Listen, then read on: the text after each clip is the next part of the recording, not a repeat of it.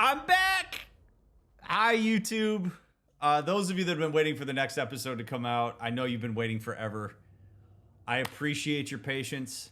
As you can see from the background here, I moved in the middle of part 15 and part 16, and it had me off the grid for a little while. If you're binging the series, the only thing you see is a new background, so you dodged it. But those of you that have been waiting for this next episode to come out, I am really grateful for your patience. I am also very grateful for your enthusiasm. And to those of you that have taken time to go watch my other playthroughs, special shout out to you. Thank you for the comments on those.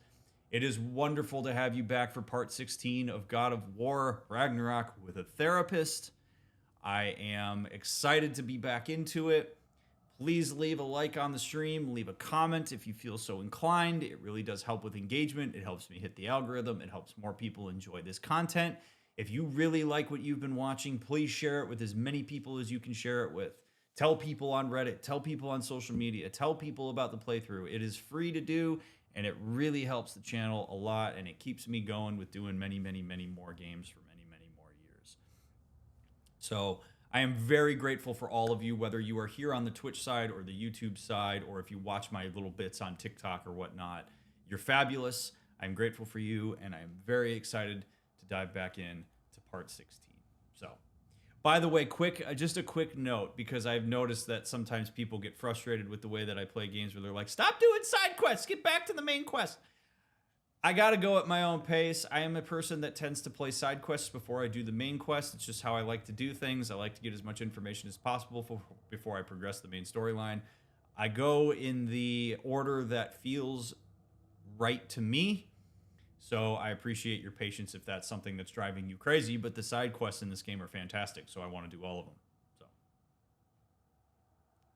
I'm the driver. I'm the captain. All right. So let me get reacquainted here real quick with the with ye old map here after we did all the things that we did. We have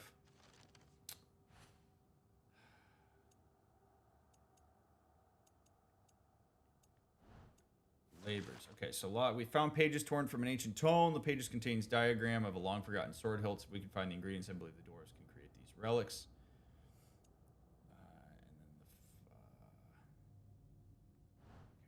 Okay, good. So I think we're pretty much ready to go back.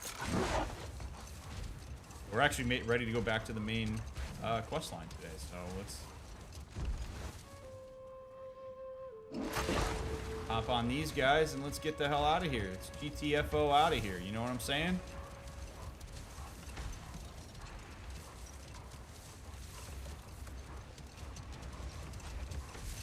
Yeah.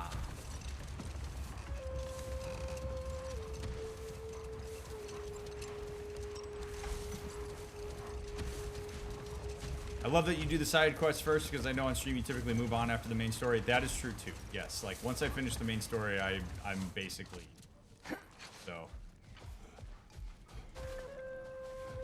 Oh.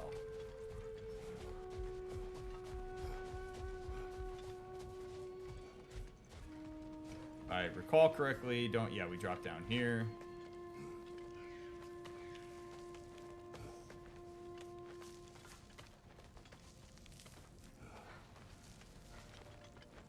They are blue, which is why I like playing them.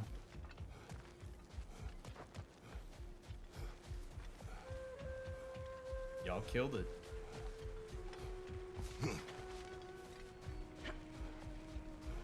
All right, so let's go. This is gonna be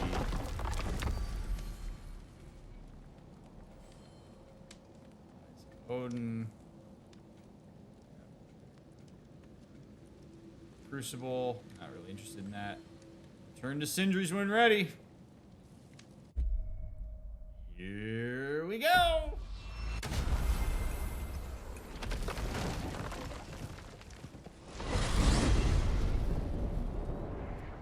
Well, brother, before you see the lad again, might we discuss an approach? He will tell me where he has been. That is my approach. Ah, classic Spartan diplomacy. Wait. Did you say Odin invited him to Asgard and then he disappeared for 2 days? Aye, but surely the lad's got more sense than to... Don't underestimate Odin's powers of persuasion. He filled my son's head with lies. Why wouldn't he do the same with yours?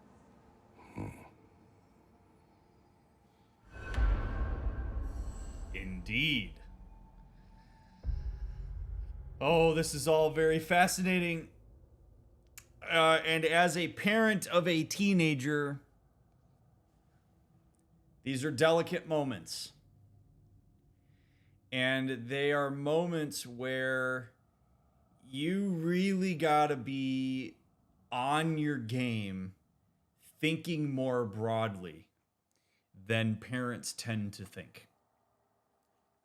I will remind everybody, as I have many times in this playthrough, that teenage years are all about navigating autonomy versus connectedness.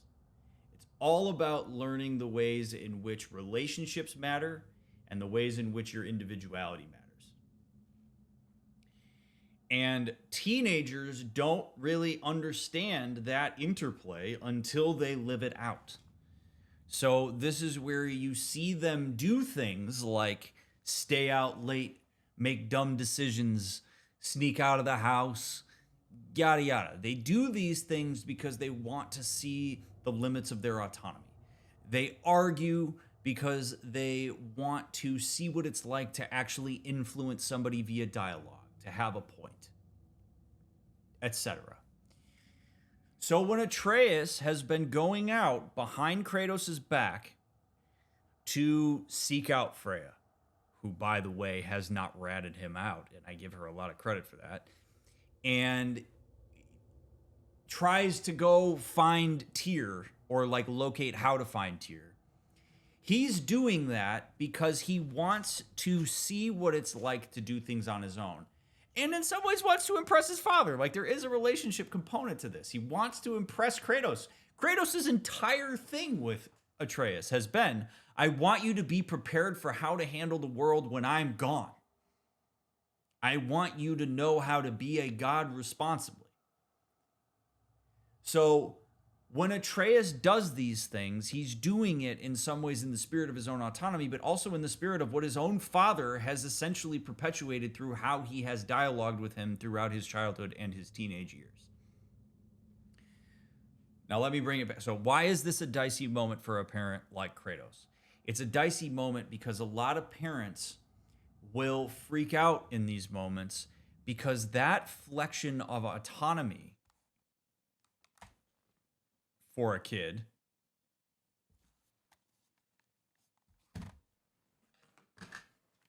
that I'm going to finish the point and then we'll figure it out. We'll figure out what's going on here. Okay, there we go. We're good.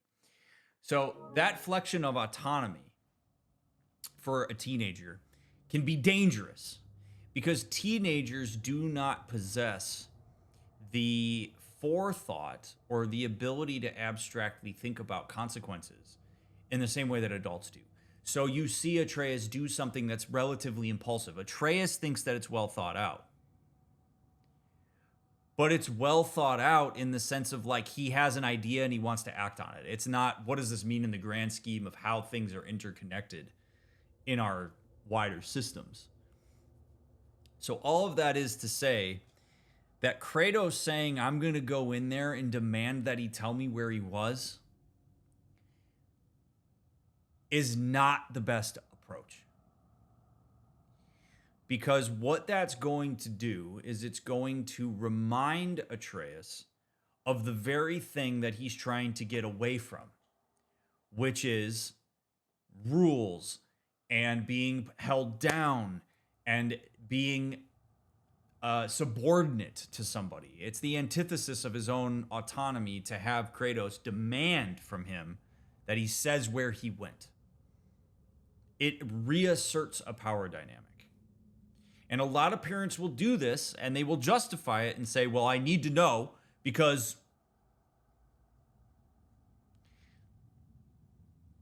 and that's not a good reason. The way that you want to engage with your teenager in this moment, if you're Kratos, is you want to go to him and say, I know that you've been going places, that you've been doing things without my knowledge. I am not angry at you about that. I understand why you might want to do that. I would like to get to know your thought process around what it is that you're doing. What is it that is making it difficult to tell me where you're going? Is it something that I'm doing? Are you just trying to figure things out? Are you worried about how I'm going to react? How can we get to a point where you feel comfortable sharing with me the things that you're doing? Because I do worry about your safety. I also would like to help you navigate these scenarios in a way that is going to make you more viable and confident going forward in doing these things by yourself. I respect the fact that you want to do some stuff by yourself. I also have to, in some ways, advocate for myself and others because your actions do have consequences on other people. So how could we work together to figure this out? That's the approach. If you are a parent who can take that approach, you will often find that your teenage children will become increasingly more comfortable talking to you about what they're doing because they're not immediately worried that you're going to just backfire on them and that you're going to punish them or that you're going to yell at them or that you're going to reassert your dominance over them. That is the number one ticket to teenagers shutting you out and doing more things behind your back.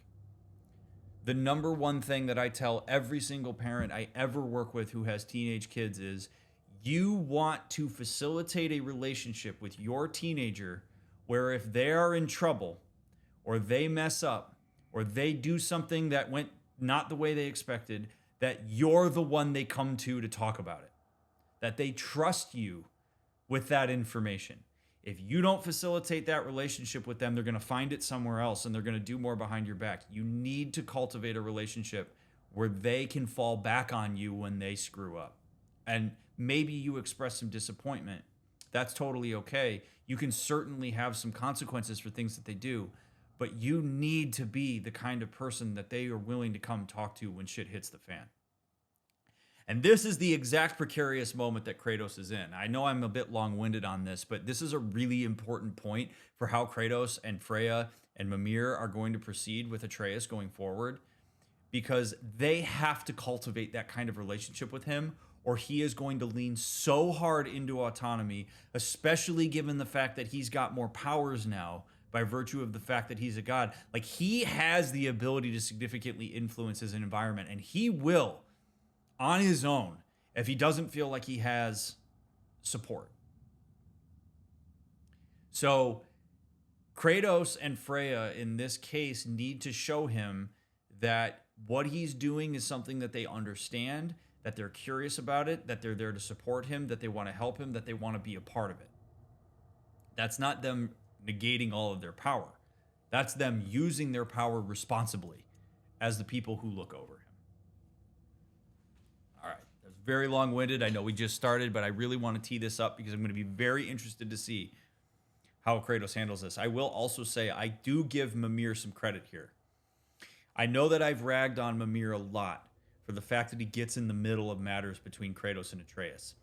This is a circumstance where I think it's a bit more okay for Mimir to step in.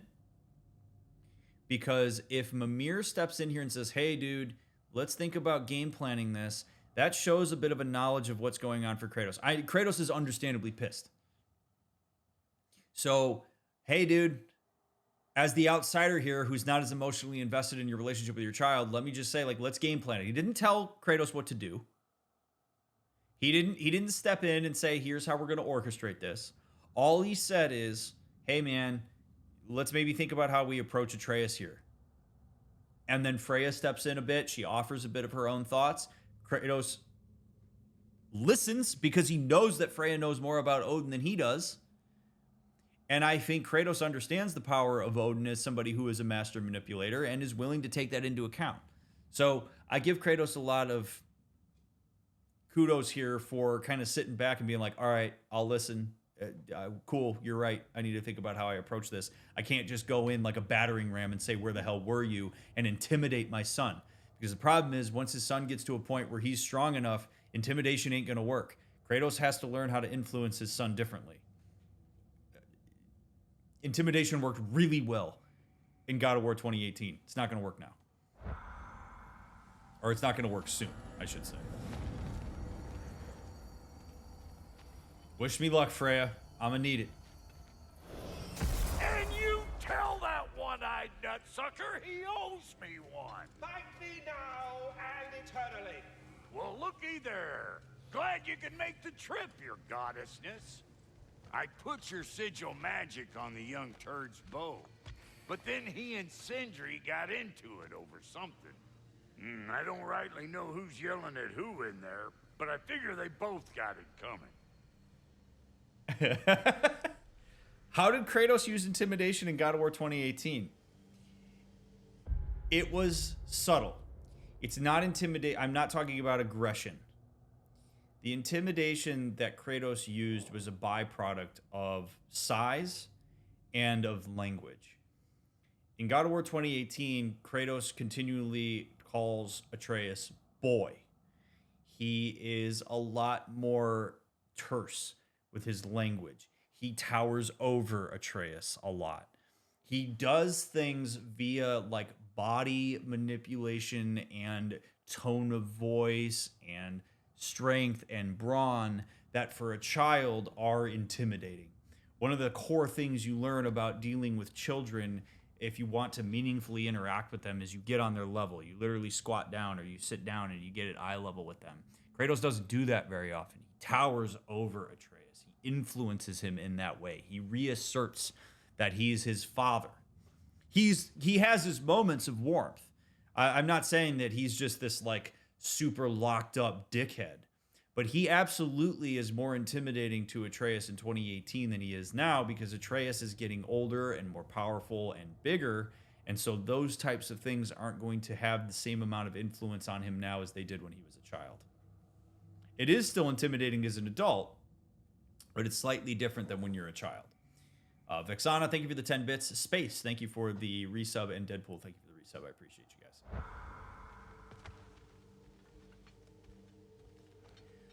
All right, so this is a moment as a parent. You take a deep breath. You have a plan. His entire directive here is... Hey, you see we're waiting for you, right? Yeah, Brock. Let me get my little tidbit out here, buddy. His entire point is I'm going to be curious about my son. I'm going to listen to my son. And I'm going to work with him, not against him. That's got to be his game plan going into this conversation. Kratos, aren't you coming? No, very hard to do it when everybody keeps badgering me. Oh, what you're talking about, aren't I going to talk to my son? Okay. Well, come on then. Hey, Tyr! Wake up! You got company. Now, why don't you just make yourself at home in Sindri's so-called study over yonder? You're sure he won't mind? Mind? He'll be thrilled. Joint's getting classier by the day. Can it be? This is going to drive people crazy. I just paused this, but I need to give a lot of credit to Sony Santa Monica for a second here. I love this. I don't know if this was intentional. I love that when you walk through this door as Kratos, they pan the camera down and he's bigger. I love that. It is such a slight touch, but it shows that like Kratos is puffing up his chest and he's getting ready to go talk to Atreus. It is chef's freaking kiss, man. I love that kind of stuff. It is so subtle, but it is beautiful. And if that was done intentionally, massive shout out to whoever the hell made that decision. Awesome stuff. All right, now let's watch this. I never thought I'd have the pleasure of seeing you again, Frigg. Don't call me that. I haven't been that person in a long time. But I'm happy to see you too. I'd feared the worst for so long, what you must have been through. Nothing so bad as what you've suffered. Freya, I am so sorry to hear what happened to Baldur. He was only a boy when I saw him last, but I know he meant more to you than anything. Yes. And to forbear your vengeance in this way, it's truly an inspiration for those of us who believe in peace. The only peace these realms will ever know is once Odin is gone. believe in that. So you're not here to prevent Ragnarok. You're here to bring it about. I'm here to make sure Odin doesn't hurt anyone, the way he hurt us. I can see I've upset you. Forgive me. I am far removed from my days of diplomacy.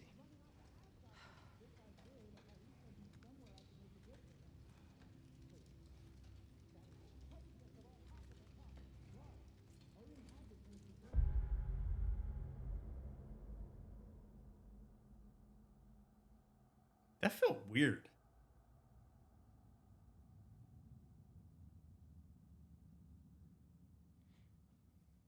Like I gotta chew on this for a second because that felt really strange.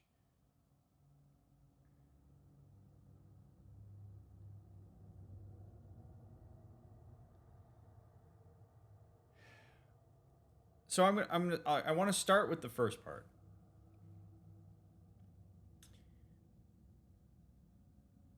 I think it's really cool that Tyr was willing to just go straight to the empathy. So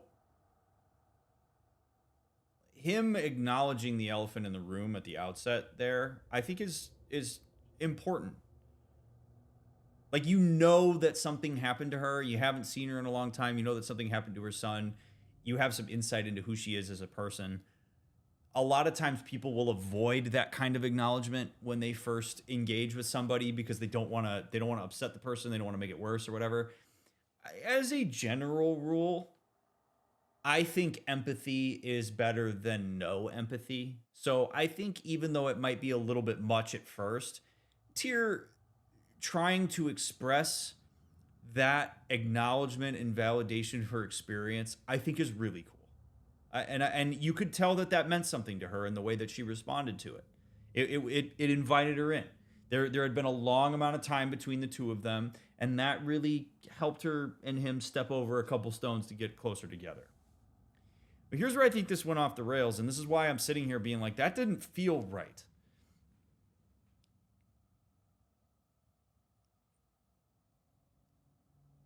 He made her personal, truly maybe one of the most vulnerably difficult decisions she's ever made. Ever. And he kind of spun it into like a greater good conversation. It was like, it's a real admirable thing to those of us that push for peace. It disconnected them. So all this leaning in that happened with that empathy was immediately pushed out of, because now it wasn't about like, I see that and I feel terribly for you and I'm curious about how hard that was. Like, there wasn't any curiosity that went into that. There wasn't a follow-up of what's that been like for you? How are you doing? Anything like that. He didn't even share much about like what it's been like for him. He went to the hardest decision you ever made in your life is admirable to those of us that seek an alternative way of navigating the world at large. And you could see her kind of do a, like, what? And then he's kind of like disappointed in the fact that she's not exactly where he thought she was. And I'm a big fan of patterns. That shift there doesn't feel consistent with the way that like Tyr has generally oriented himself to people. And then he's kind of like, he has this line that he's used multiple times with Atreus and Kratos. He's like, it seems that I've upset you. I'm sorry.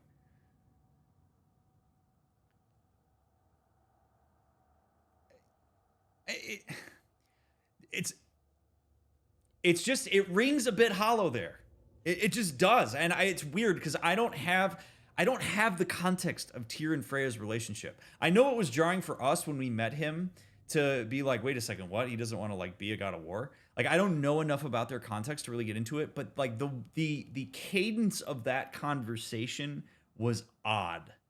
It was reel in and then make it about me and some sort of broader directive as opposed to make it about us and our relationship. So the point I want to make here, I think, to those of you watching is be very careful what you do with deep intimacy. Because, or in deep validation. Like if you're going to go there with empathy with somebody and you're going to like really just go for the jugular on like the core thing that person needs validation for, do not make that about anything other than that person and your relationship to that person. Because if you zoom it out to a broader directive, you have, whether intentionally or unintentionally, you have hijacked that conversation and that vulnerability in a way that's probably not akin to further connection. So you got to be real careful with that, because in some ways it almost feels manipulative. It can feel like you're trying to like use that vulnerable moment to shift a person in a type of direction, and that's not great. So my antenna just flew up on that, because that just did not feel right, the way that he ended that and landed that. And she very clearly saw that too. And Freya, being an amazingly empathic person, I think can feel that disconnect too. And her reaction to that, I think, shows that. So anyway, I know I'm very long-winded tonight, but it's actually quite interesting to me how much is happening right now. And so my brain is running at like 1,000 miles an hour while we're watching all this stuff, because there's so much complexity, which is a true testament to how fantastic this game is. I cannot say that enough.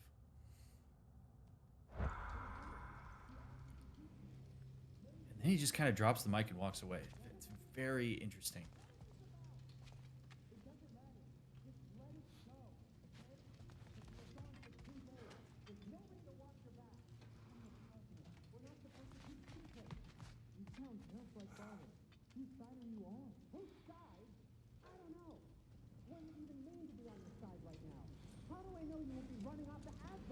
If I did, at least I'd be somewhere I could make a difference.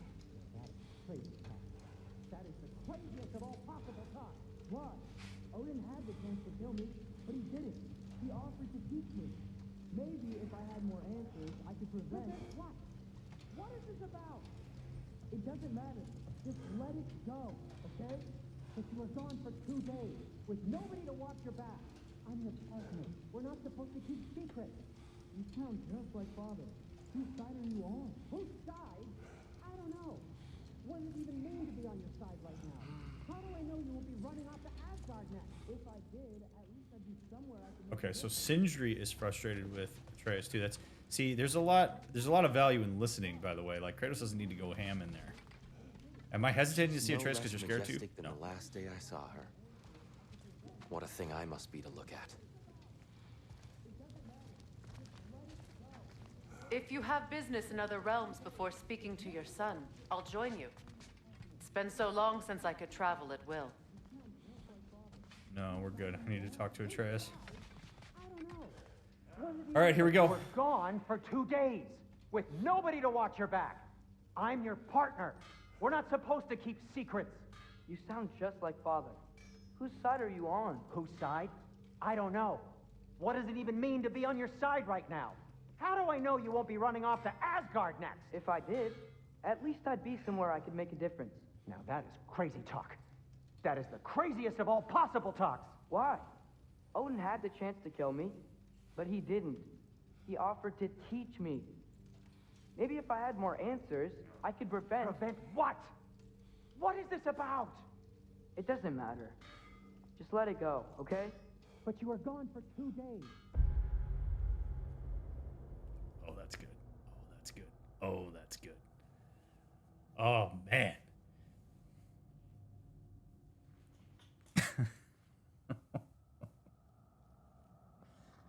Oh, man. Oh, God. God, there's so much going on. Okay. Stop doing this. Oh, man. Okay, whatever. There's so much going on. This is wild. All right, first and foremost, Sindri expressing the frustration that he is expressing, I think it's not great from the standpoint that you're seeing that Atreus is pushing back against him. Atreus is like locked in on what he wants to do, and there's not going to be a lot that anybody's going to say to him that's going to change his mind, which is what makes him dangerous here, which is why people, again, need to engage him with curiosity and also then need to provide the broader context, as we've talked about so many times through the playthrough, so I'm not going to belabor the point. Atreus wants to matter. Atreus does matter.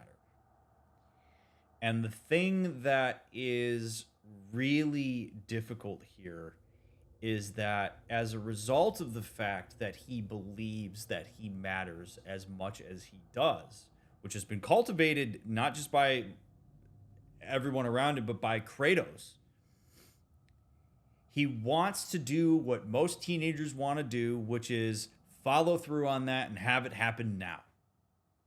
Teenagers are impatient. Adults are impatient. But teenagers in particular are quite impatient when it comes to ideas that they want to capitalize on. So Atreus is thinking so specifically, so linearly about his directive as somebody who wants to get answers.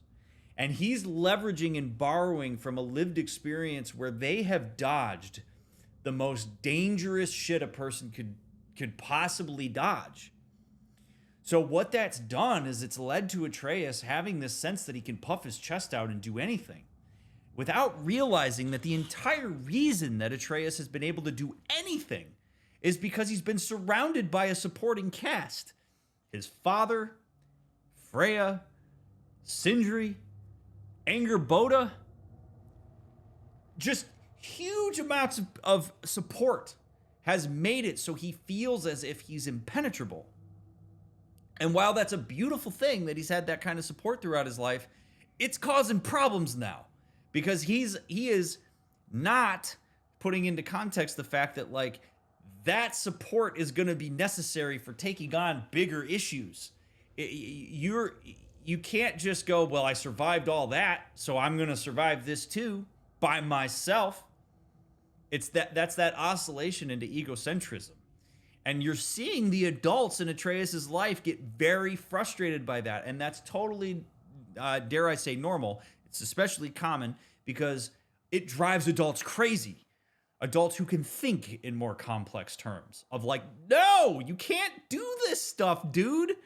Like, But his brain is literally not capable of going there yet. It has to be scaffolded, which is why you have to be as patient and curious as you can possibly be, while still also sniping in moments of, you ought to also think of this. I'm not telling you this because I'm telling you what to do. I'm telling you this because this is how a person thinks through these contexts. And I think back to when we were on Alfheim and Atreus really had that moment where he was thinking through with the dwarves. Those are the kind of moments that we need to continuously have with him in order for him to get to a point where he thinks these things through. So we're seeing the frustration of the adults around him, seeing this powerful teenager think and act impulsively and linearly. And it takes a lot of distress tolerance and patience in order to handle this well. It just does. And we're seeing that Sindri's hit the end of his rope with this. And he's frustrated. And he's personalized Atreus' escapades. And if Kratos does the same thing, then what we're going to see is Atreus is going to run off and go do his own thing. And he's going to go on a warpath of autonomy.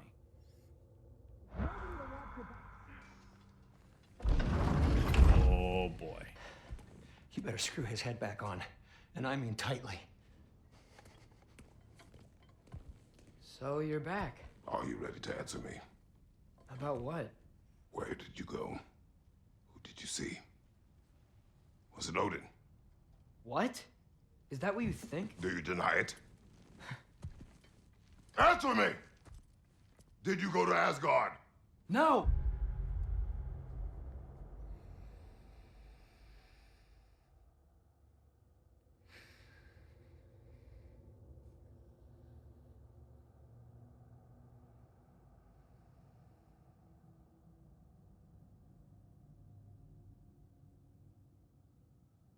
Oh.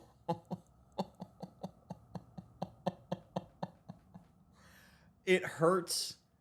It hurts because of how much Kratos has grown. Now, I'm not going to shame him. Okay? I'm not going to shame Kratos here. I have a lot of empathy for Kratos' experience here. It's easy for us as the outsiders to look at this moment and say, bro, okay, but this is hard. This is really hard. Kratos, I think, is terrified of Odin. I legitimately think if there is anybody that Kratos is afraid of, it's Odin. And it's because Odin has a gift that Kratos does not, which is that he can manipulate people through words. He has an incredible social acumen, one that is impenetrable to Kratos. Kratos is brawn. Kratos, if you want to take him one-on-one in a fight, Kratos has it 100% of the time. But a war of intellect, of social nuance, Kratos has zero chance. So he's terrified of Odin. And what he's doing here in this conversation with Atreus, which is the big problem with how he approached this, is he's engaged with his fear of Odin. He's not engaged with his son. He is afraid, and he shows his hand when he says to Atreus, did you go see Odin? He lost this conversation the second he said that. The second he did not give his son the benefit of the doubt to answer that question and talk honestly. He lost him.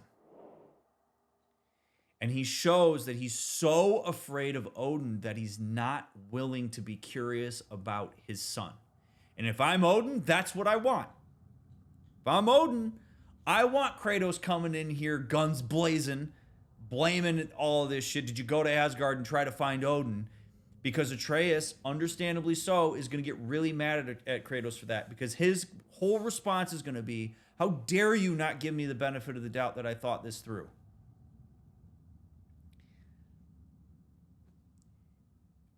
I think to the extent that Kratos is able, him going in there and saying, where'd you go? Who did you see? That's fine. Give Atreus a chance to answer that. But his fear got in the way.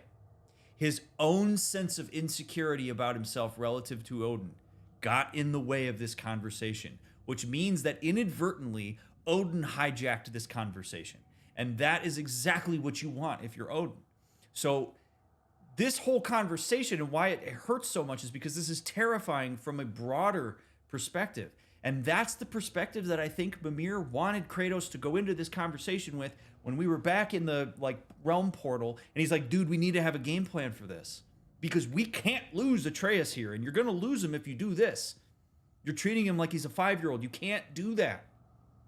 It's not healthy. Ah! It's so hard. It's so hard because I get it. He's scared. You know what? Ask any parent of a teenager how they feel on a day-to-day basis, and they're generally going to tell you they're scared. When your teenager gets in a car for the first time and drives off on their own, you're scared. When your teenager goes to the mall for the first time with their friends, you're scared. When your teenager has, something that they have to do where you're not able to watch over them totally, or they sneak out of the house for the first time, or you find out that they, are engaged in a romantic relationship. What are you? You're scared because you know that real life sucks ass and it doesn't discriminate. You're terrified as a parent. And I think the hardest work that any parent of a teenager has to do is to not inject that fear into your interactional dynamics with your teenager in a way that's going to push them away. Because all it's going to do is perpetuate the shit that you're afraid of. It's okay to be afraid of things, but you have to get into the mindset of a teenager, which is that they're not thinking about the broader picture. So your goal is to understand what they are thinking about so that you can get yourself in there and you can actually help them disseminate that information in a more sophisticated way. That is what you got to do as a parent. And it is so freaking hard to swallow that fear and do that. But otherwise, you're going to be Kratos right here. And you're going to miss the mark. And you're going to be pissed at yourself because it didn't go well.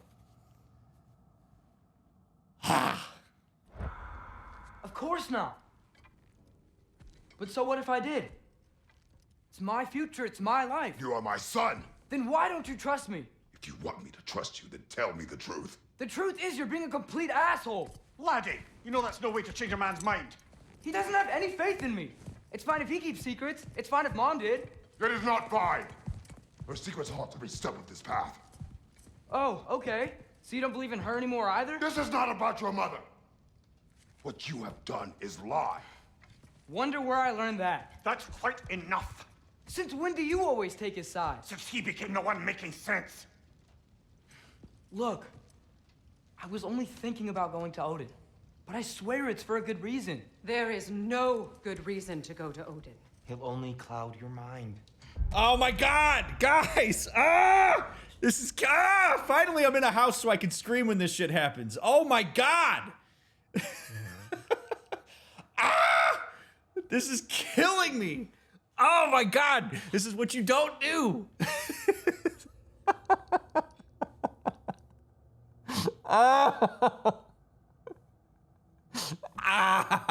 This is why every single parent needs to learn about human development.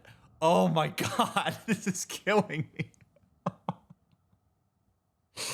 Oh, all right, let me calm down for a second here. It's so funny because if you're empathizing with both sides here is so difficult because when you're systemically minded, like I'm trained as a systemic therapist, okay? So you think about the circularity of these conversations and it makes it that much more brutal. And so we're going to break this down. I realize there's more conversation to have, but we're going to break this down because there is so much happening here. I said this, I think probably 2 episodes ago. Faye is always here. Faye is always here. And unfortunately, as a byproduct of the fact that Kratos is not a particularly verbose man, him and Atreus really haven't had enough of an opportunity to truly, I think, like play out the bulk of the intense aspect of their grief with Faye. Because she slips into these conversations as a pawn that is basically used for whatever purpose Atreus and Kratos want to use her for at a given point. She doesn't have the ability to show up and actually decide where she is at with something.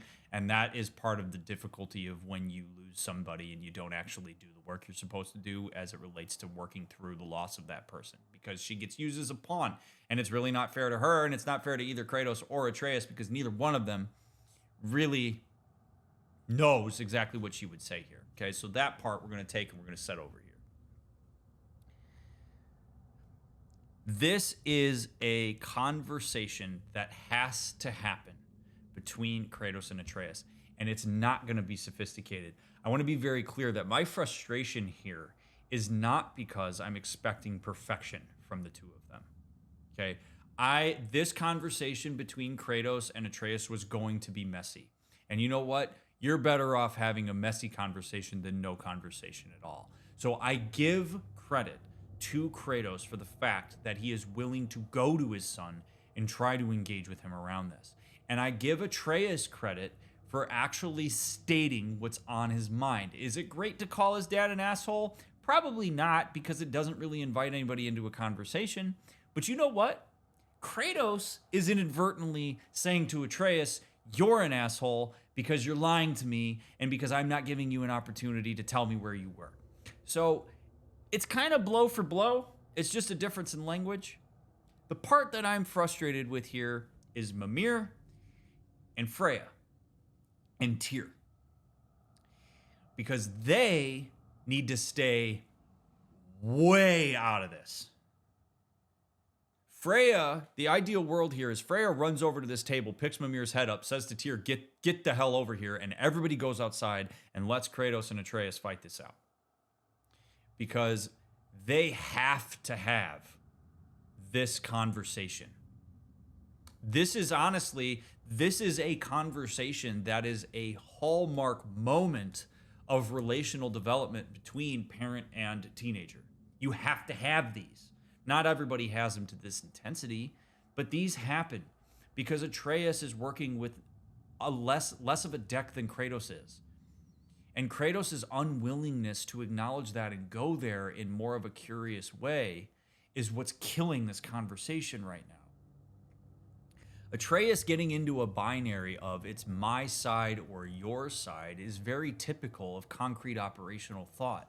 It's not what we see when you get farther down the line with formal operational thought.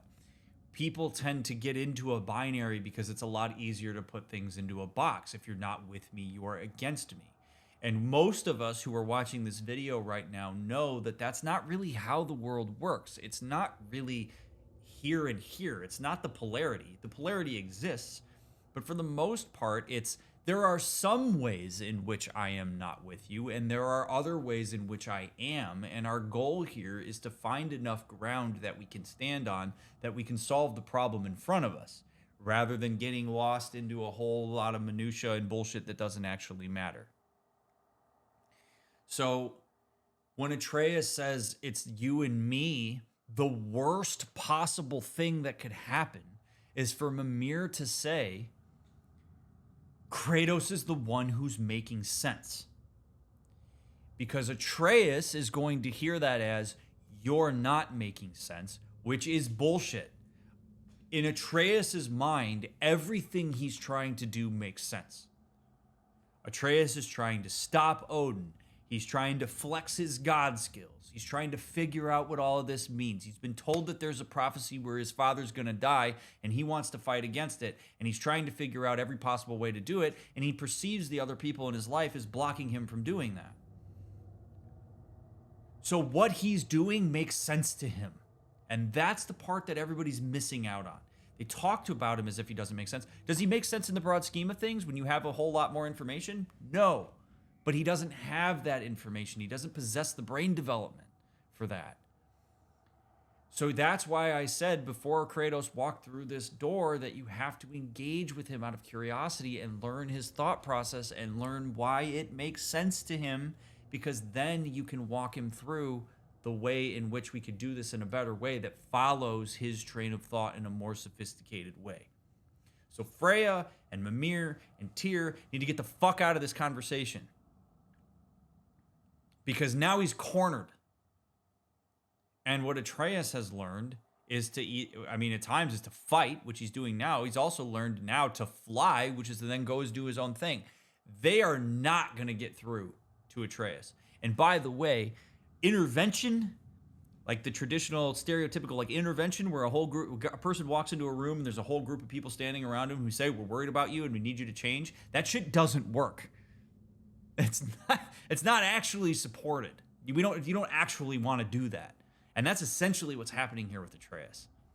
And so to have that happening with a teenager and to have all his entire support system sitting in front of him, looking at him saying, you're wrong and you're being a jackass, is the number one thing that's going to get him to check out and go try to do things on his own and go do more of what they're afraid of. And that is why I sit here and my insides just blow apart when I watch this happen, because this is the adults ruining the moment. It is not Atreus ruining the moment. It's very easy to look at it that way.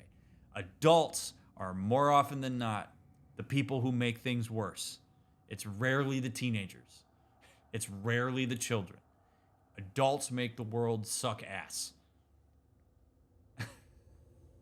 So adults are the ones who need to think through these things because they're capable of thinking through these things. And when I see them not do it, I get frustrated. I empathize with why they're doing this. They're all scared. Odin looms large over this conversation. Odin is in the room right now. Freya has a history with him that is brutal. Kratos has a history with him. Tyr has a history with him. Atreus has a limited history with him. Mimir knows what he's capable of. Odin's in this room right now, and the common ground is we need to figure out how to make sure that Odin does not break us apart, because if I'm Odin sitting up on my hill, or I'm flapping around as a little raven here, and I'm watching this conversation, I'm going, yes, fight amongst yourselves so that you don't come after me. Yes, good. And that is at the end of the day, what's getting lost in this whole thing is the entire point of what's being talked about here. Now we're into interactional bullshit instead of the greater purpose. Oh man, oh man. This strikes me as an untraditional family dynamic. How should larger families deal with conflicts with teenagers? Should only the parents have a say? It's not about that. It's not about who does and doesn't have a say. It's about listening. It's about trying to understand what is going on in the mind of a teenager. And sometimes they don't even know. But you have to provide an environment for this stuff to get fought out in a constructive way, rather than shaming a teenager for their lack of ability to think abstractly, because their brain's literally not there. We treat teenagers as if they're adults because they often act like they want to be treated that way, and then we overcompensate by treating them like children when we get frustrated. And so we perpetuate the oscillation that I talked about a couple episodes ago. So it's not about who should have a say here. It's about everybody listening. It's about Atreus has enough going on right now with himself that he does have a seat at this table. We can't act like he doesn't. And we can't treat him like he's B to everybody else's A. He doesn't necessarily have to have, he doesn't get to be the one that pulls the trigger, but we need to listen to him and hear what he has to say, because that's the only thing that's going to keep him around, and it's going to keep him communicating. You can't demand this from him. You have to massage it out. It has to come out over the course of him deciding that Kratos is safe enough to share it with. If I'm Atreus, I don't want to tell Kratos I went and sought out Freya. In part because I'd be worried that he's going to get pissed at Freya. Look at this. We got Freya back. And now I'm going to say I went to go find Freya, and then Kratos is going to look at Freya and go, you didn't tell me? That's what I would anticipate if I'm Atreus. And the ideal thing would be for Kratos to be able to hear that feedback from him. Of like, Dad, I don't tell you stuff because your immediate reaction is often to turn and be angry at them. And to like go into Mr. Spartan logic man mode. Instead of realizing that not everybody makes decisions as pragmatically as you do. And it's frustrating because I don't really know how to interact with you when I do stuff like this. That's feedback that Kratos, I think, to some extent, is actually at a point where he could hear. And he's shown that. So I just talked for a long ass time. I don't even know how long I just monologued. And if you're still here after this monologue, I'm glad you're still here. But this is maybe the coolest representation of parental and adult frustration related to teenage impulsivity that I have ever seen in a video game ever. This is like the bread and butter of why I went to school to be a systems therapist. Like this right here is what just jazzes my brain up in a way that like nothing else does. So it's beautiful and I love it. And I am just spewing out all the stuff that's going through my brain as we're watching this. Thank you for the raid, Widgie. I appreciate you so much. Strider, thanks for gifting that sub to Kiwi. Really glad to have you all here, friends. Please don't spoil our back seat. It's refreshing to hear somebody talk from Atreus' point of view like this. All the people I talked about this point in the game got so mad at him. Yeah, man, I know.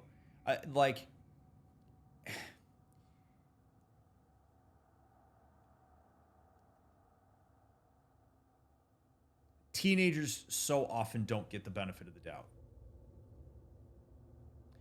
And it makes for a rough go when you're trying to engage in adulthood. This is how teenagers act.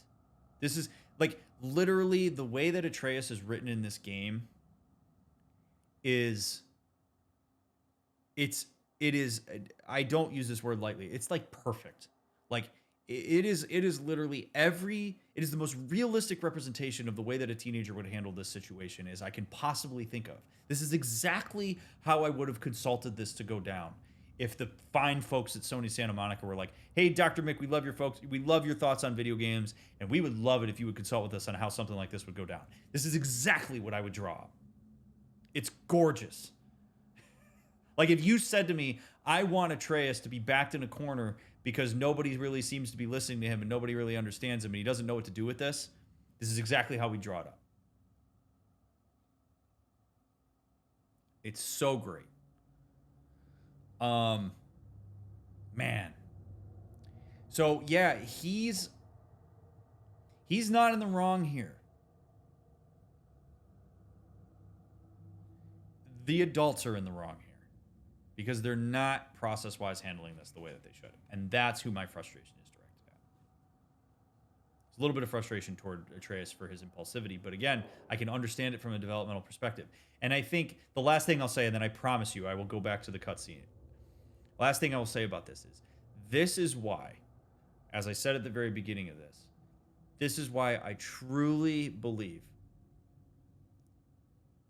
that the most important information that any parent could ever get for themselves when you're trying to learn how to navigate your child and your teenager is to learn about development, is to literally learn about social development, psychological development. Like, these things are so important to understand because it gives you so much more empathy for the stuff that your kids do. Because when you can understand things from a developmental standpoint, it makes so much more sense, and it's disarming because this isn't about Atreus the person. This is about Atreus's brain, and the fact that it is not at a point where we can engage with it with the level of sophistication that we would engage somebody like Kratos and Freya. There's an entirely different way that we have to approach this. And that's in part why I love this juxtaposed against what we did in the last episode where we just frolicked around with Freya. Because we got to see what empathy and depth looks like. We got to see adult, deep conversations. And then we see the stark contrast between what Atreus is capable of. Because he's a teenager. All right, let's keep the shit show going. But I'd be going for us. I gotta stop something bad from happening. Something bad did happen. Look at me, at Freya, at Tyr. Odin did this to us. What's got everyone caterwauling all of a sudden? Atreus wants to go to Asgard. Asgard? Get kicked in the head or something? Great. I guess everybody's against me now. You must choose who you are going to be. Are you going to continue to lie and keep things from me? Or are you my son? Choose? No, no. Oh my God. Oh my God. Oh my God. Oh my God. Oh my God. Oh my God. Oh my God. I had to pause because there was no way I was going to hear what else happens in this conversation until we take a second here. Oh my God.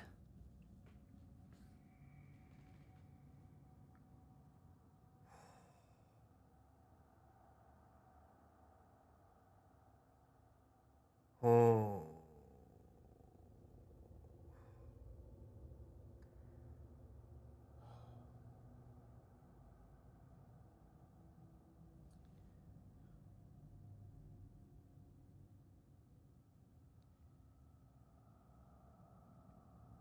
Oh, okay, man. My thoughts are just like my brain is just like whirring at 1,000 miles an hour. Oh my God. That one hurts. That really, really, really, really, really, really, really hurts to watch. Kratos messed up big time right there. He really did. Like, he really messed up. This is actually a moment where, like, if I was watching this in my therapy room, if like Kratos and Atreus were in family therapy right now with me, I would quite literally look at Kratos and be like, dude, you gotta stop. You just messed up. You really did.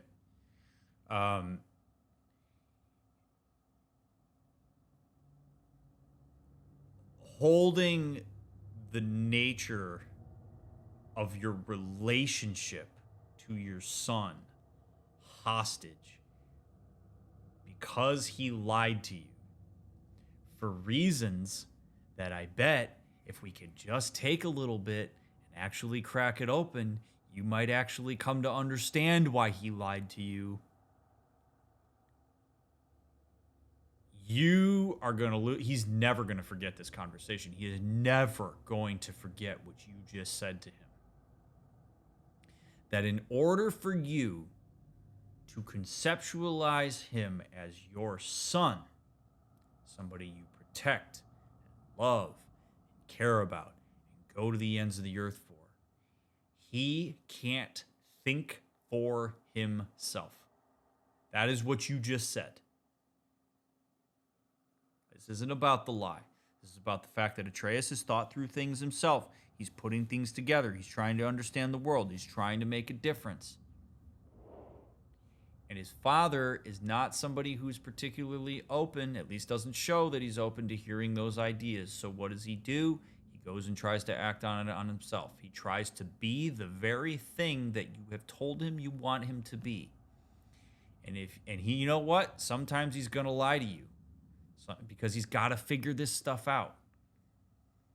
And if you tell him that that is just unacceptable on every possible level to a point that I don't even see you as my son if you do it, how is he supposed to see you as his dad? Like, that's what got lost here. You are so wrapped up in the idea that Atreus is your son that you're not thinking about the fact that you are his dad. And what does that mean for him? How does he view you? Does he view you? You want him to view you as a man who protects him and trusts him. He said it in spades. I want you to trust me. He wants you to trust him. He wants you to give him the benefit of the doubt. He wants you to be the person that he can talk to about this stuff. And because you're so wrapped up in what it means that he's your son, you're losing out on, you're breaking down his entire conceptualization of who you are as his father. And what you've just told him is that as his father, the only way that you're his dad is if he's compliant. Buddy. Yo. It's repeating some of the things that I think Kratos is terrified of repeating. Compliance is so deeply rooted. It's so far down in Kratos' psyche on how he was cultivated and developed as a child and as a teenager himself, that he is using that now because it's all he knows as a way to try to move his son in a particular direction, and it is going to fail him.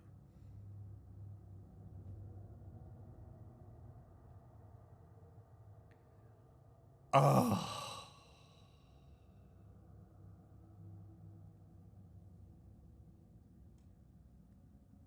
Oh, man. How do you think Kratos would have responded if Atreus said that it's not his secret to tell in reference to Ironwood? I don't know.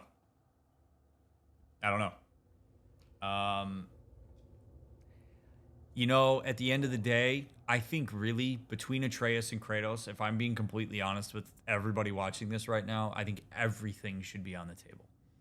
Everything. I think Atreus should be able to say to Kratos, I saw a thing in Ironwood that said you die, and I've been freaking out about it because I want to prevent it from happening. I actually think that could be a really good conversation for the two of them to have, because Kratos could say, yeah, I know, I saw it too, dude, and I'm afraid of it too. Why do you think I went with you in Alfheim to go release the jellyfish? Because I want to have time with you, because I know that there's a prophecy that says I'm going to die. You and I both know that this is going to happen. You and I are both scared of it, but now we're not talking about it. Like, everything between the two of them at this point, I think, really needs to be on the table. But the trick to this entire thing is that Kratos has to be the one that facilitates that. We can't expect that Atreus is just going to feel all of a sudden comfortable having these big giant conversations with him, because up until this point, Atreus was a child.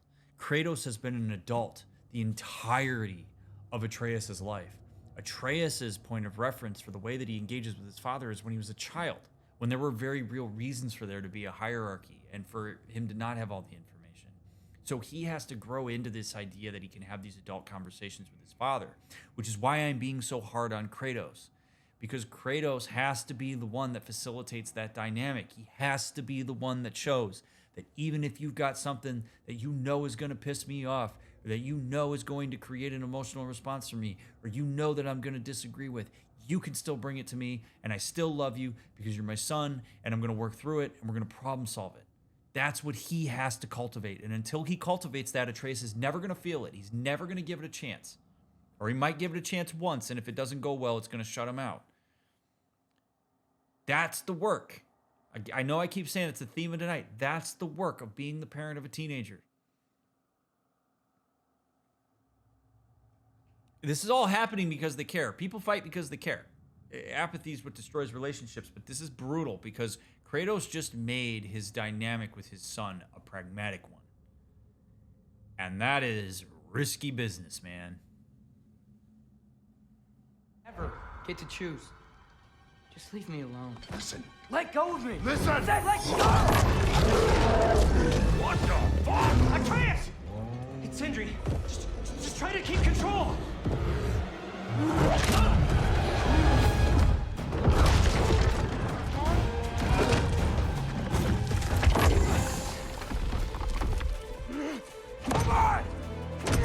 on! There it is.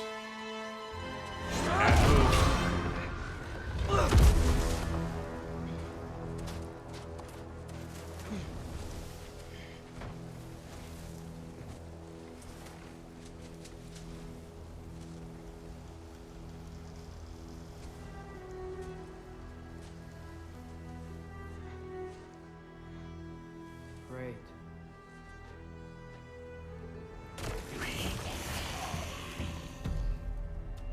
Freezing cold, lots of Hellwalkers, definitely in Midgard. Keep it coming. You're just helping me stay warm.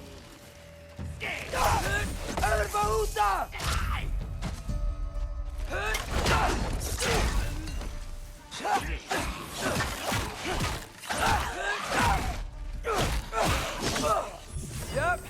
Home sweet home.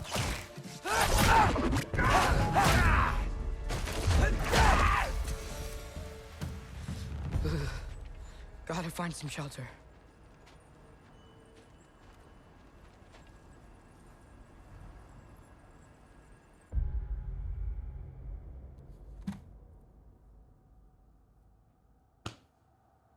Yep. Yep.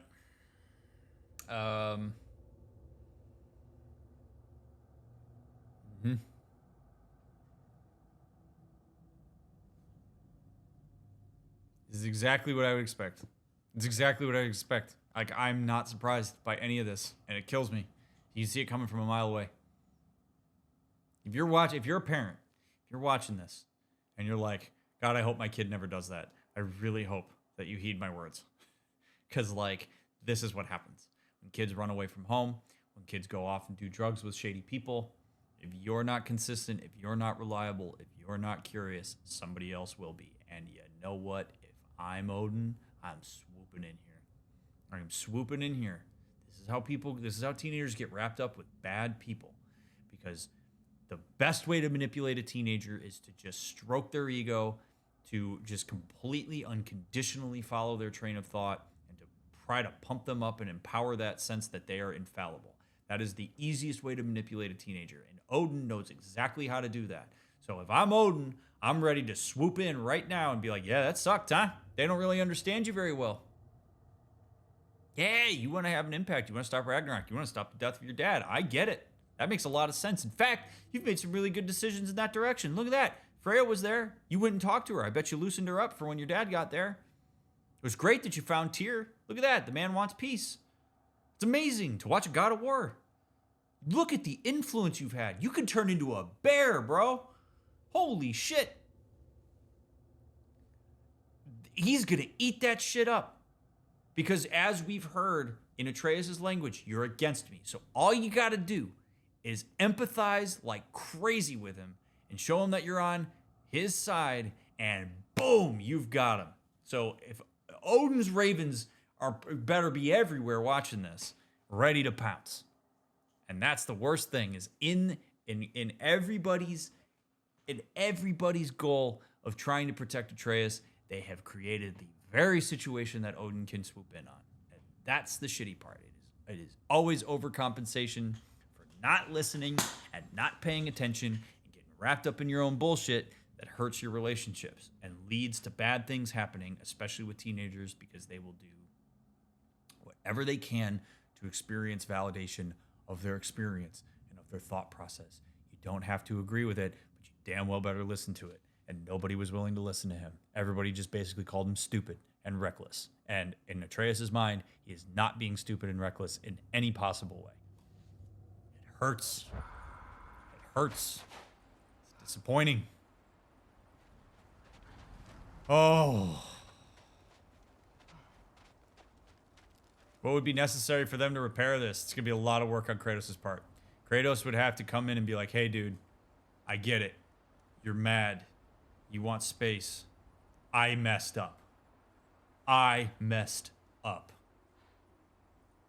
That was on me. And I want to repair it. And I want to figure out how to work together. And I want to hear what you have to say. Because it seems like if you're willing to fight with me that hard, you've clearly thought out where you want to go. And I want to be a part of it. And I'm sorry. He has to own up to it. If Kratos can't bring himself to apologize, if he locks his heels in that he was the one that was in the right, he's not going to get it back.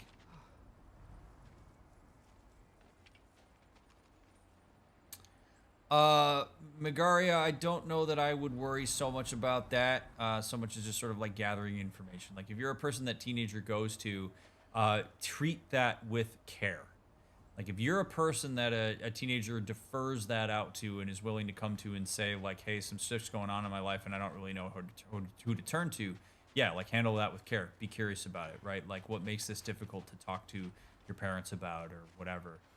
You're not wedging, you're just gathering information and then maybe helping them have some empathy and some understanding for where their parents are coming from, if that's possible or whatnot. It's very contextually loaded, but handle with care is the advice that I would give to anybody who is the outsourced relationship that a teenager may turn to.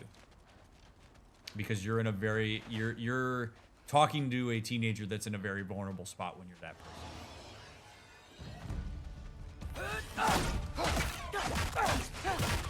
These things? When did it get so bad out here?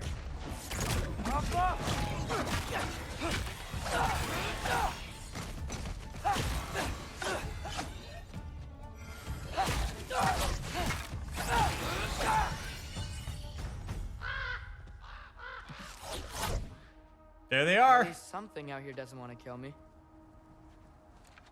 You hear that, chat? 'Tis the ravens. Quoth the raven.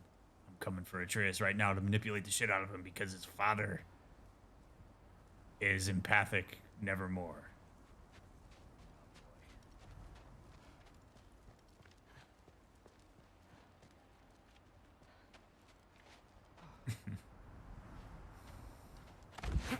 Just need someplace warm.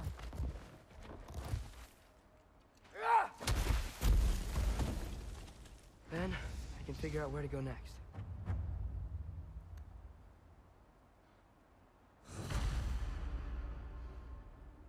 And what we're seeing here, by the way, is quite a solid representation of what this could look like. Notice that, like, Atreus isn't sitting here regretting what happened. Like, he's not sitting here going like, oh my God, like, that was so, oh, it was so bad. Oh, I'm so sad that I... No, he is like righteous indignation right now. Atreus is like, yeah, bro, I'm on my own. That feels good because everybody else wasn't working with me. This is the scariest. This is nightmare scenario for Kratos. His son is on his own and empowered and feels like his support system's against him. This is nightmare scenario. That doesn't look good. Wolf, thanks for gifting that sub. And Lady Sophine, thank you for the sub as well. Sam Biscuit, appreciate you as well. And Strider, I think I already thanked you, but thank you again. Oh my God. Oh, at least I got outfitted with Freya's stuff. Pew! What is this thing? Some kind of white? Shit.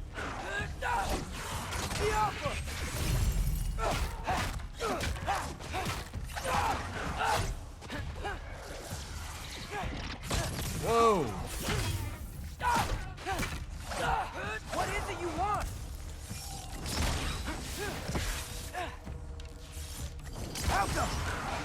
Whoa.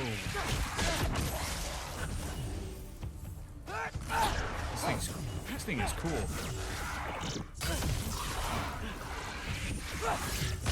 Oh, I thought I hit it.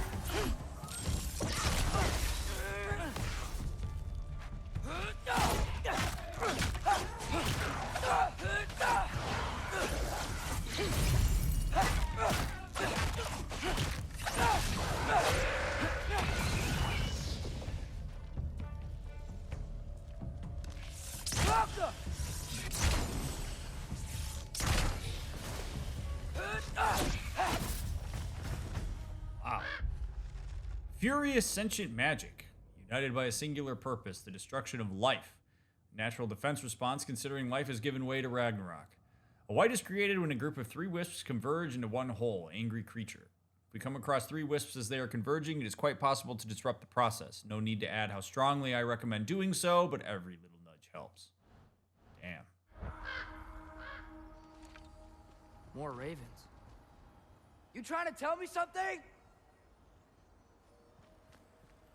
This is beautiful, man. This is just how you draw it up. Exactly how you draw it up, man. First, he thinks I've been to Asgard. Then, lying.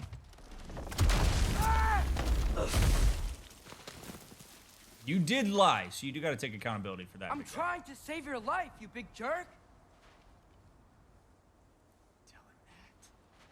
Tell him that. Out.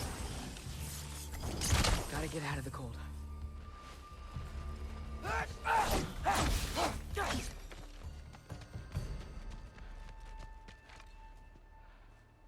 See, what a lot of people will mistakenly think here is that Atreus being out on his own is going to lead to him being like, oh my gosh, maybe they were all right.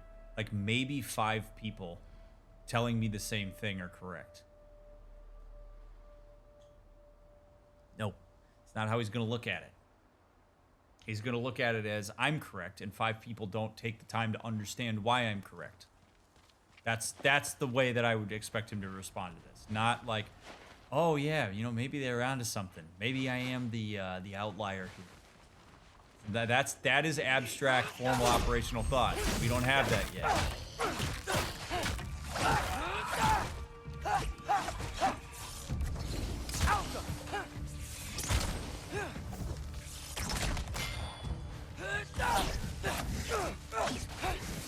No, don't you come together.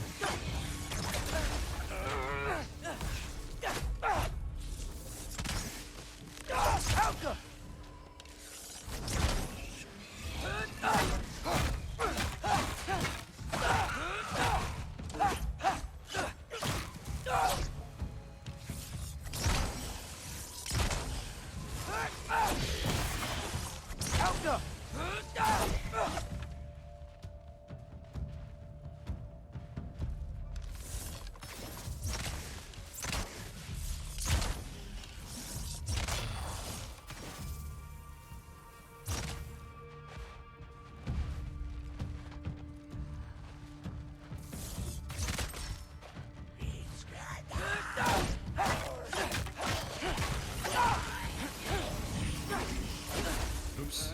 Damn it, I even rolled out of the way and then...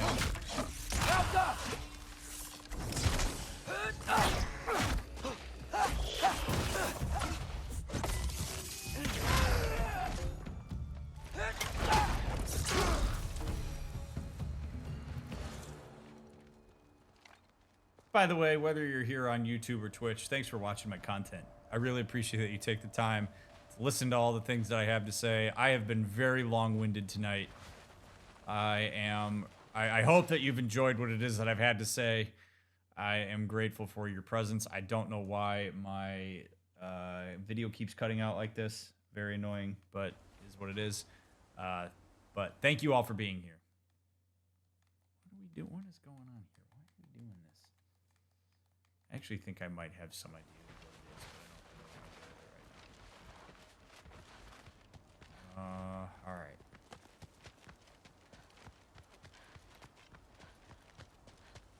Yeah, I'm overloading my capture card with all of this rich analysis.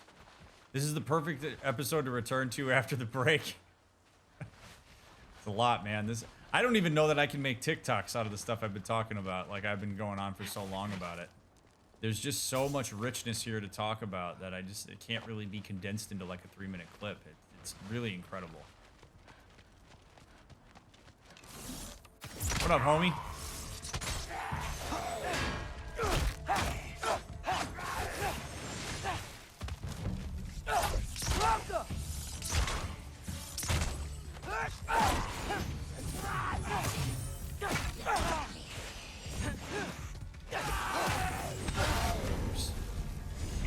Let's go, wolf.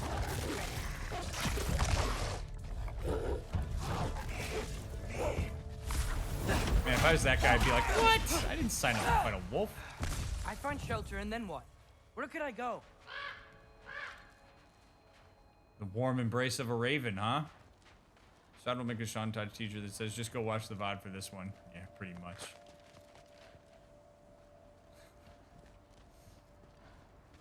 If I go to Asgard, following the prophecy where Father ends up dead. If I stay locked up at home, there's nothing I can do to stop it.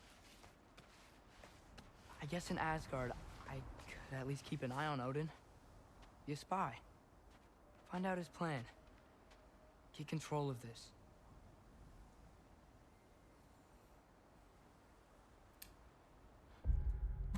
Is that frustrating to listen to? You bet your sweet ass it is. But this is why he needs the support system. This is why he needs the people around him to show that they are interested in his thought process, because this makes sense to him.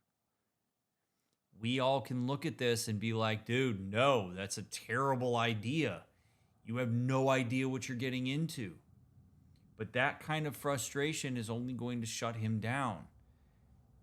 We need to be like, okay, so what you need to walk him into his own paradox with this stuff. Walk him into his own dumb idea, where if he thinks it out long enough, he goes, oh yeah, wait a minute, that's not the way. That's not good. Because he doesn't have that, because people aren't willing to engage with him on this stuff, they're only calling him stupid, he further is going to dig his feet into the idea that the way he's thinking through this is correct. And again, his entire template on this is that everything he's done up until this point has worked. So he doesn't have any reason to believe that it isn't going to work. He doesn't have the kind of experiences that the adults around him have, where they've been kicked in the nuts 1,000 times and they go, yeah, no, things don't always work out the way you think they're going to. That hasn't happened for him. So of course he believes this. This is also why you have to let your kids get kicked in the nuts sometimes. Because then they learn that shit doesn't always go their way. If you constantly hover over them and make sure everything's hunky-dory all the time, they will have this mindset with adversity that they shouldn't have this mindset on. I'm in such huge trouble and I'm freezing. I need to get somewhere warm fast. Yeah. He knows. Yeah, so moral of that story, kick kids in the nuts. Yeah, it's exactly what it is. Yep.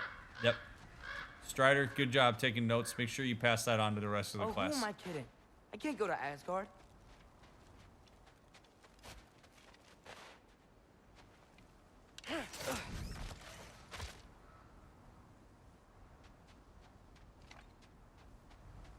Wait, are those red leaves? Freya's house.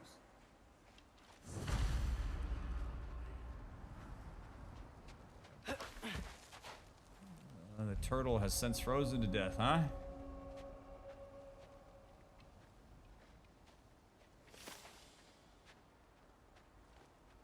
Oh, no.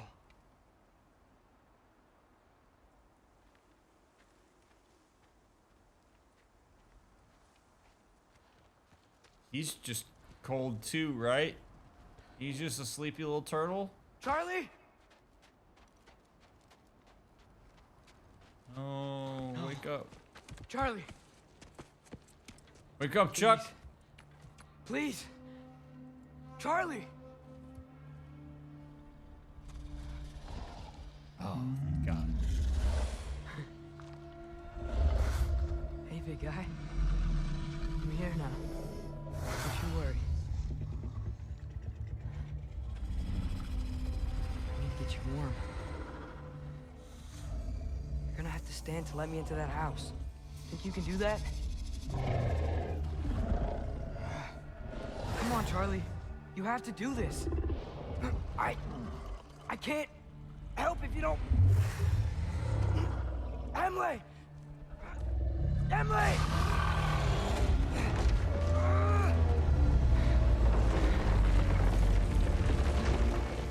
Good. Good boy. Jesus. Wow. What a mess.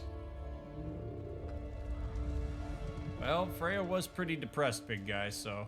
I know, buddy. I know. It's cold in here.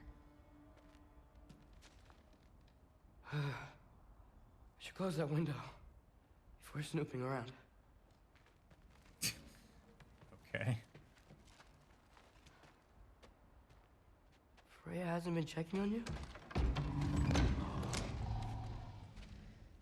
Right. Too busy hunting us down. Come on. Let's get you warmed up. Should be able to make a fire from all this mess.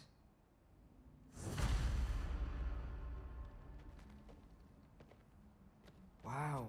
It's beautiful. Never seen anything like this around here before. From her home in Vanaheim? She must have really missed it.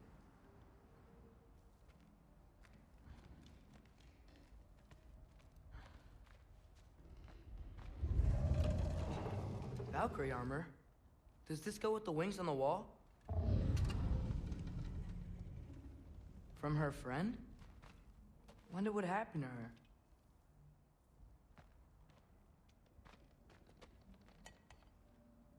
Is this Baldur's? Wonder how Father was able to earn her forgiveness. Could have asked him. Oh, man, oh, man, oh, man. There are ways that you could find that information out, my guy.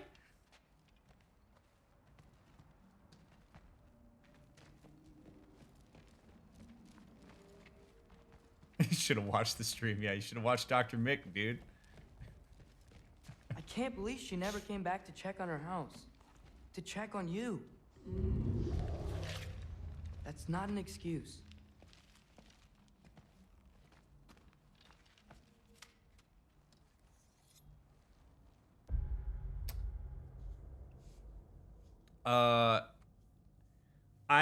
While I certainly think that Atreus is talking to Charlie there, that is some insight into, I think, what Atreus wishes his father would do for him.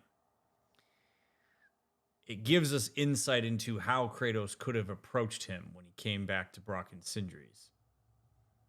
Had he come through that door and said to Atreus, "I've been worried about you, and I want to check in. Like, how are you doing? Because I'm guessing you've been up to some pretty serious stuff. Like, what's up?" It seems to me that that would have bought a lot of karma with Atreus.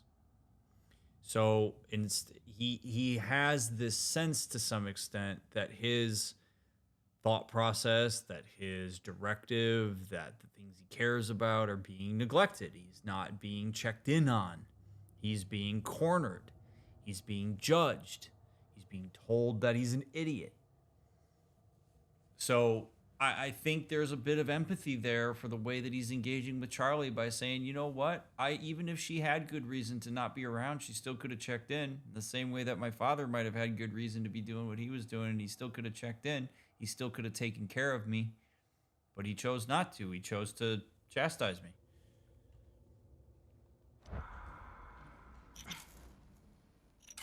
You learn a lot from people when you listen to their language and how they put things together.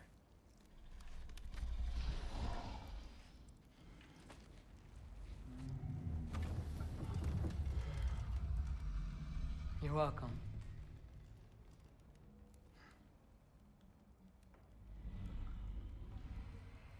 Where do I go now? I can't stay. I just can't let my dad die too. There's gotta be something I can do.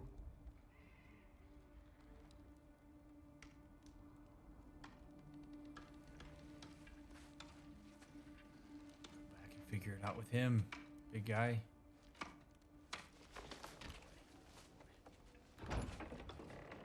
Yep. It's okay, buddy. Oh boy. I No. think he's here for me. I'll be okay. I think.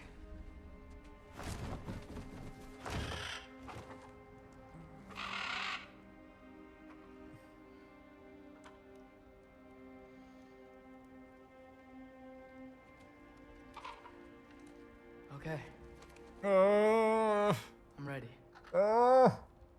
Take me to him.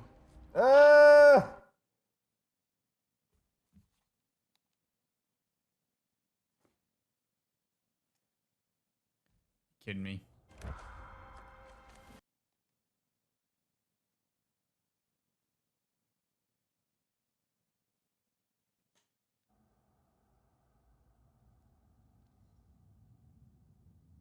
You know any other companies that make good capture cards? DM me. Thank you.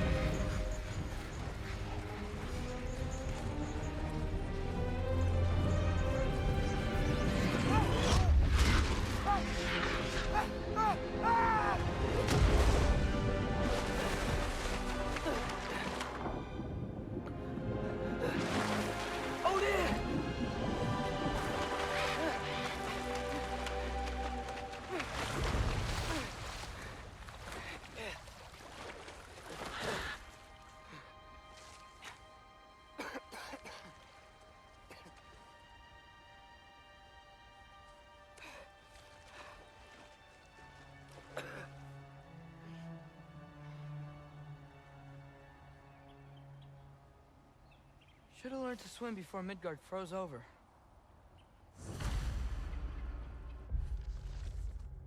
Freya must have been so obsessed with hunting us that she neglected her giant turtle house, her so-called friend. When I first saw Charlie out in the cold, I thought he might be dead. He's alive, but he's freezing out there alone. I lit a fire to keep him warm, but he's going to need someone to stay with him full time if he's going to survive much longer. Oh, isn't Asgard looking nice right now? Hot damn. Hello? I'm here. Odin? Bird. Is this Asgard? Hey, wait up!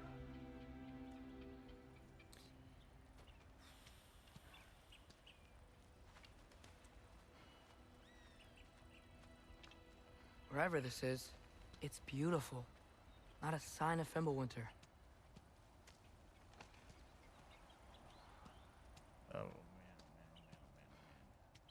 You know, I want to make a very clear distinction that I really wish that Kratos, Mimir, or Freya, somebody would have helped Atreus understand.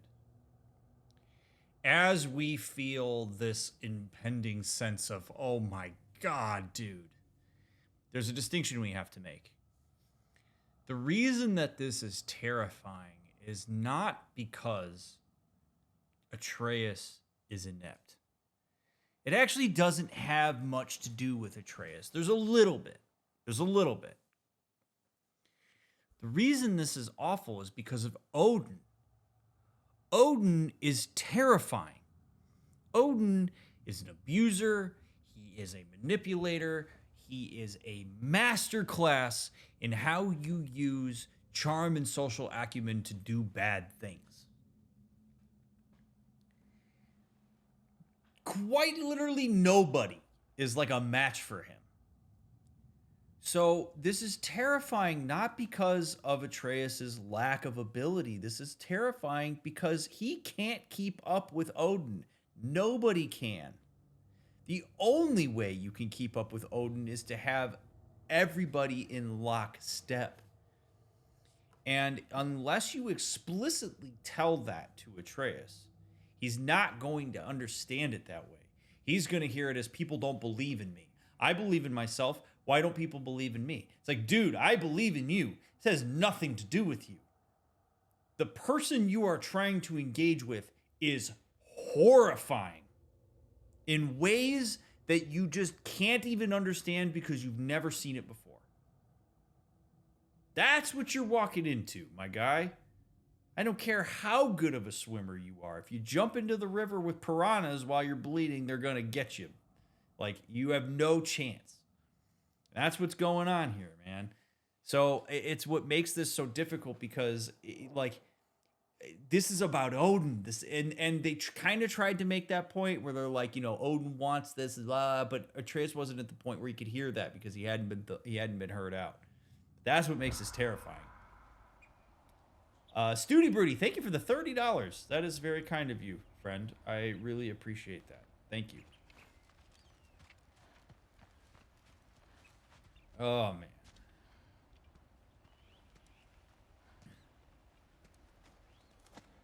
This is gorgeous. Holy crap, is this gorgeous. The wall! This is Asgard. Hold on, I'm coming. I've decided to accept Odin's invitation. I'll change my fate, my father's fate, but first I've got to get to the base of the wall.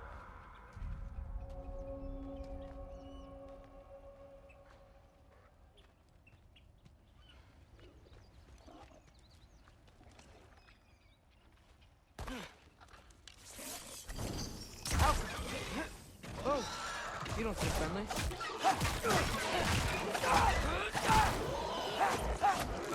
Alka!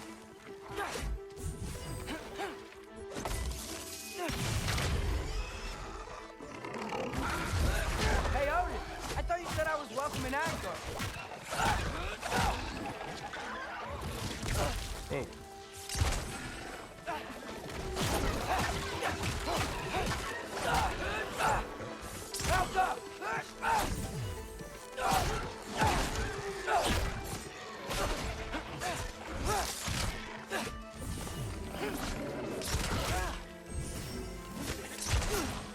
Shit.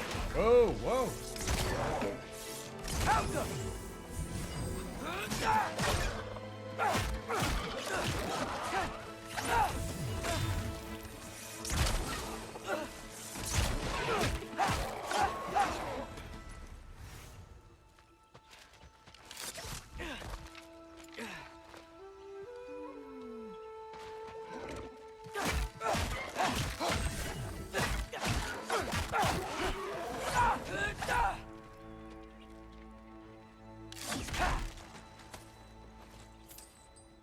It's beautiful here.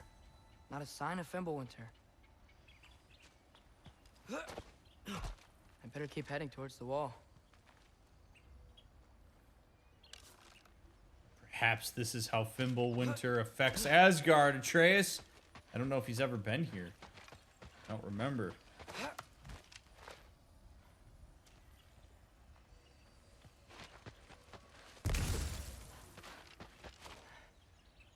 What's the manipulation behind Odin dropping him here versus in the throne room? I mean, I suppose one of the things, like, again, if you're Odin, what you want is for him to solidify his thought process. You want him to feel like he thought it through. You also show him Asgard, and it gives him hope. It's like, whoa, Fimbulwinter's not here. Maybe he associates it with Odin. I mean, there's all sorts of reasons why you might drop him here. But it's to cultivate something. Probably it's probably to build confidence in Atreus' thought process. Would be my guess. Hard to know. You could have led me around those. I'm sure we'll find out. Alka!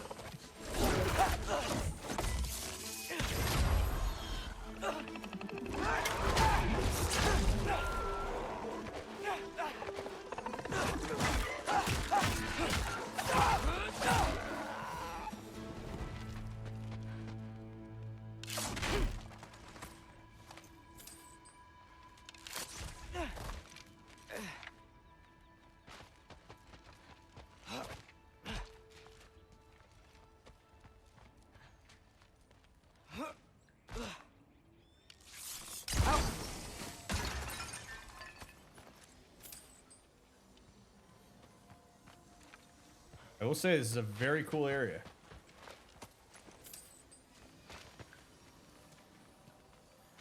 Big fan of the fact that it exists in the first place. Yeah, danger. I know. Got it. I see him.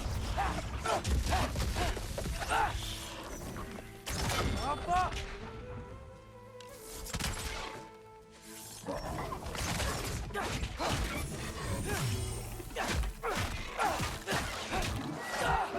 Do where I trust.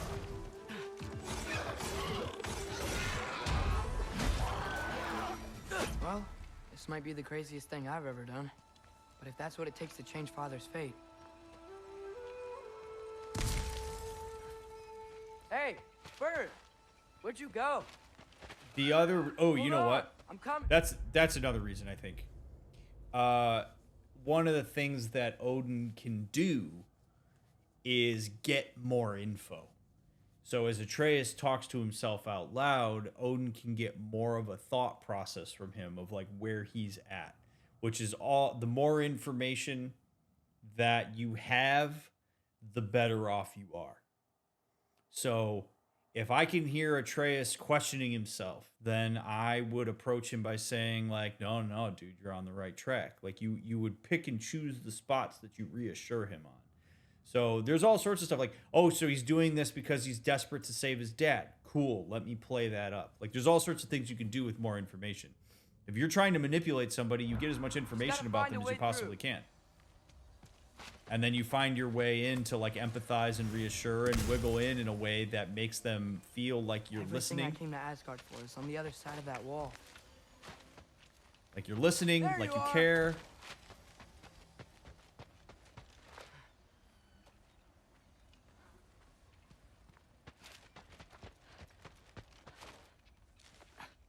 What am I gonna say to Odin? Hi. I came to be your apprentice, I guess. But it doesn't mean I, like, serve you now. Not in a foretold by prophecy kind of way. Some Anakin Skywalker shit. Oh, Palpatine, I just want to stop Padme from dying, that's all. I don't serve you or the Sith, I just want to use the dark side for good.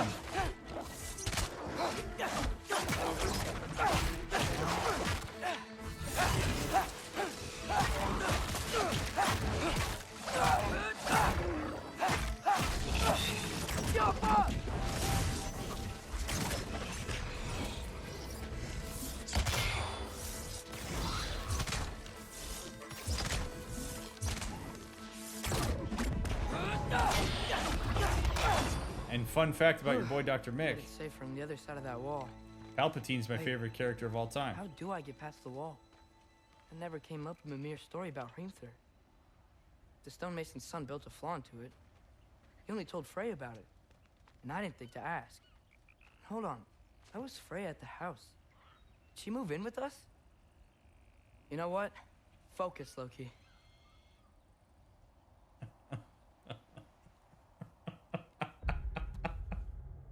I love it. Oh, man, I love it. You give him a little bit, he starts thinking it through, and then he goes, oh, shit. I really didn't think through this. Oh, God. Ugh. This is how it happens. It's almost like you didn't plan it. Of course he didn't. But again, this is on the adults for cornering him. This is all stuff that could have been talked about and figured out. But he was too linear on it. And yeah, calling himself Loki, he has to, in order for him, there's a lot of parallels here to Star Wars. Like when you join the Sith, right? You get your own name bestowed upon you by your mentor, right? Like you're now Vader. Well, Loki, to some extent, is a way for him to divest himself from Atreus. Atreus is a person who is Kratos' son. He's this and that. Loki is his autonomous alter ego. Loki is who I want him to be. Loki is a person who can choose to follow Odin at his own will and is strong enough and has the mental fortitude to not find himself lost in all the different ways that he could be manipulated. Like there is, yeah, like calling himself Loki is no accident there. It's divesting himself from where he came from and engaging with where he's going.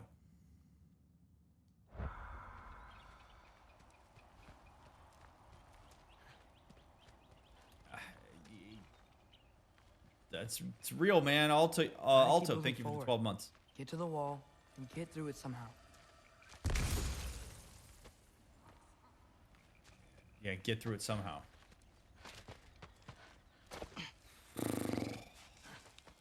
All right. Time to climb. Yeah, we got a lot more to climb here in a minute, bud.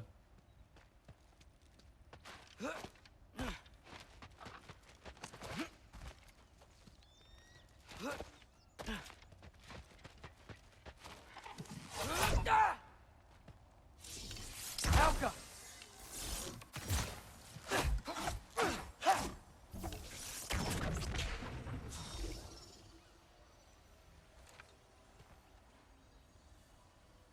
Man, it's been so long that I forgot. I don't think I have any like actual like fire moves that I can do.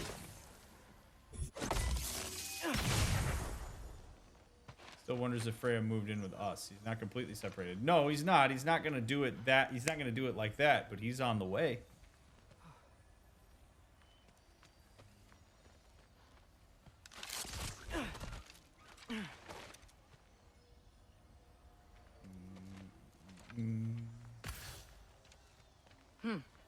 Father would just burn this away with his blades. But what can I do? Alka! Huh. Maybe that sigil magic on my bow can help. What did Brock say? If I could just get that fire to spread to the bramble...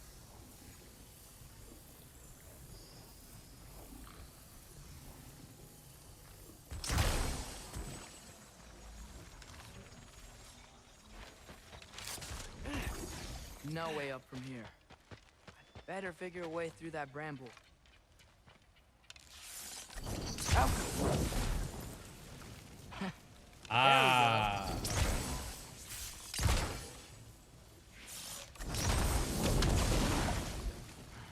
There we go.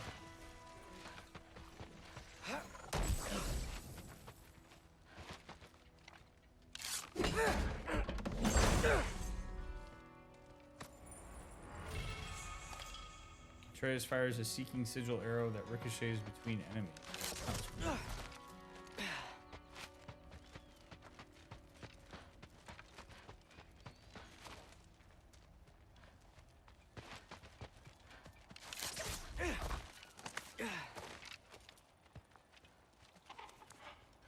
Wait, that sounds like people.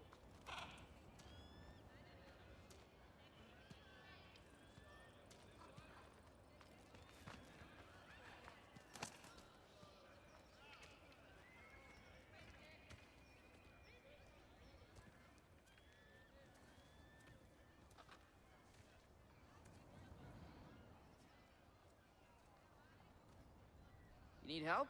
You look a little lost. Oh, I'm just getting my bearings. Well, there's nothing to see this way except the big wall. Is there a gate to go through? Nope.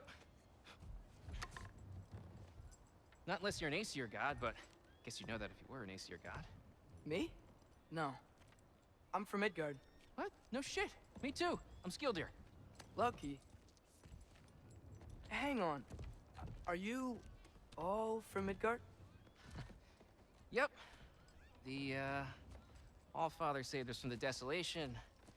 Gave us a safe place to settle, but we don't go in there. Can't get into the city unless you know magic. You don't know magic, do you? A little bit, yeah. What? No shit. You walk through walls? Not yet. Huh. Couldn't I just climb over it? That? Without any gear? No. Aren't you afraid of dying? Well, yeah. I mean, look at that. But Odin awaits. Wait, you know the Allfather? I'm Sort of his apprentice. No shit! What is he teaching you? Oh, man. I'm not sure.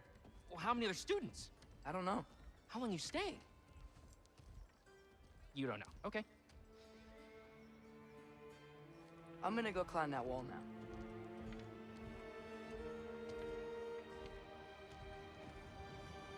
Well, this I gotta see. You need help? Appreciate it, but I gotta go alone. Oh, I wasn't gonna climb with you. I may owe Odin my life, but I don't owe him my death. Not that I think you're gonna fall. Forget I said anything.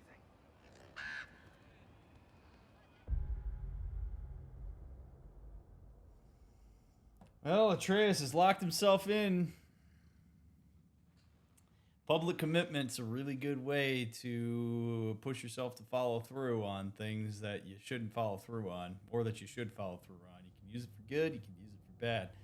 This is rough, but this is the teenage mind. Atreus says he's going to climb that wall right now. What he really means is he's going to climb that wall in part 17. This has been an absolutely stacked episode, and my brain needs a little bit of time to decompress here, and I don't want to half-ass the rest of this episode or the rest of what's coming. So I'm going to I'm going to stop us here. I am so grateful that so many of you are willing to watch this playthrough. I'm so glad to be back at it. It's wonderful to take so much time to analyze all the amazing things that happened in this episode. The writing in this game is incredible. I know I have said it so much, but Sony Santa Monica knocked this out of the park. This is the stuff that it just cultivates my passion for what I do. So this has been just an absolute joy, and I really hope that all of you are enjoying it as much as I'm enjoying playing it and analyzing it for you. So please, if you're enjoying it, leave a thumbs up on the episode. Leave a comment down below if you've got any thoughts on anything I said. I love reading comments on the videos. And make sure that you follow all of the other links that are down in the description. I would very much love to see you in Discord, or love to see you over on Twitch or whatnot. So however it is that you choose to engage with the stream and with my content, thank you so much for doing it. You all are wonderful. And I will see you, if you're binging, I'll see you in part 17 for the wall climb. If you're waiting for the next episode to come out, it's going to come out faster than this one. So, thank you.